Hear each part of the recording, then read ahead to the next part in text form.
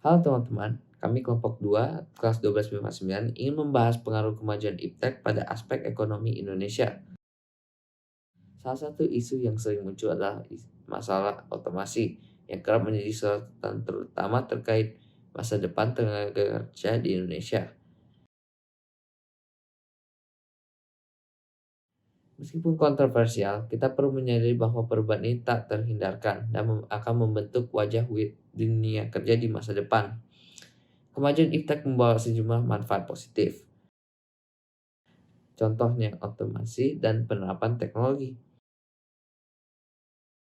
Pada otomasi, memungkinkan perusahaan untuk bekerja lebih efisien.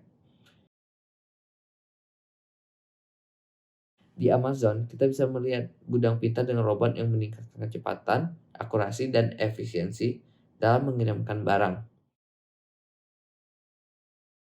Selain itu, teknologi aplikasi seperti ride-sharing dan e-commerce memberikan peluang baru bagi pengusaha kecil, freelancer, dan pekerja di sektor informal untuk meningkatkan penghasilan. Selain dua itu, ada juga manfaat-manfaat yang dapat kita rasakan sebagai konsumen, yaitu harga barang lebih murah, karena biaya operasionalnya juga lebih murah. Lalu ada kemudahan akses informasi. Dengan mudahnya akses ini, kita dapat mencari informasi tentang produk, harga, dan ulasan konsumen sebelum melakukan pembelian. Lalu ada kemudahan pembayaran. Inovasi dengan sistem pembayaran seperti dompet digital atau pembayaran dengan teknologi NFC membuat transaksi lebih mudah, cepat, dan aman. Namun, ada juga dampak negatif. Diprediksi bahwa 15-30% tenaga kerja global akan digantikan oleh otomatisasi hingga tahun 2030. Ini berarti ada 400-800 juta pekerjaan yang terancam. Kesiapan tenaga kerja Indonesia masih menjadi tantangan besar karena adopsi teknologi masih lambat dan resistensi terhadap perubahan masih tinggi. Dampak negatif sebagai konsumen, kita bisa lihat dari poin-poin dampak positif yang sebelumnya. Harga barang yang lebih murah ini tentu dapat meningkatkan daya beli kita sebagai konsumen, sehingga kita bisa saja jauh lebih boros kalau tidak bisa dikontrol, atau kita tidak bisa mengontrolnya. Selain itu, harga barang yang lebih murah ini juga dapat merusak harga market dan bisa tercipta yang namanya predatory pricing.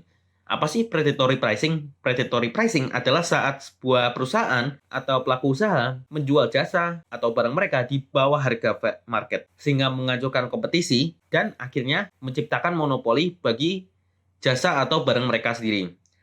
Nah, bagaimana sih kita bisa bertahan di tengah kemajuan iptek ini? Menurut Brynjolfsson yang ditulis BRYNJOLFSSON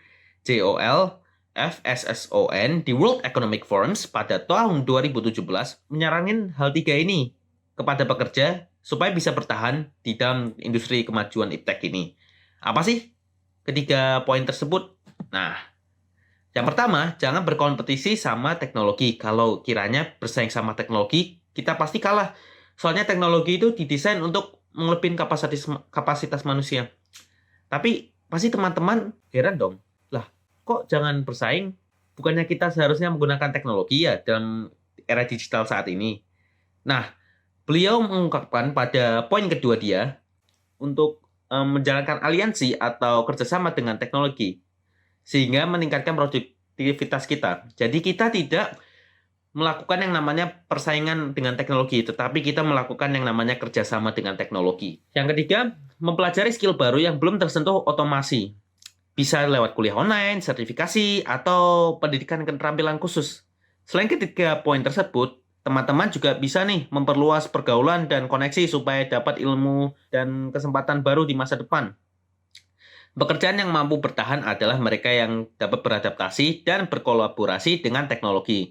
Kemajuan iptek tidak terjadi secara instan, memberikan kita waktu berjalan dan beradaptasi.